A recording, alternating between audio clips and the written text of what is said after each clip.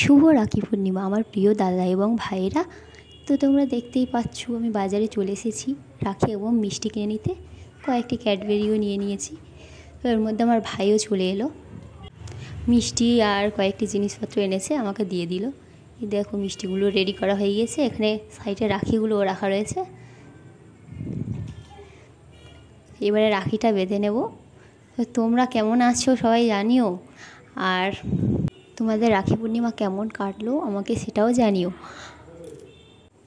সব দাদারা আমার প্রণাম নেবেন এবং ভাইদের জন্য আমার অনেক অনেক ভালোবাসা। আমার রাখি পূর্ণিমা তো দারুণ কেটেছে। ভগবানের কাছে প্রার্থনা করব যে প্রতি বছর এই দিনটায় যেন আমার হাসি খুশি কাটে।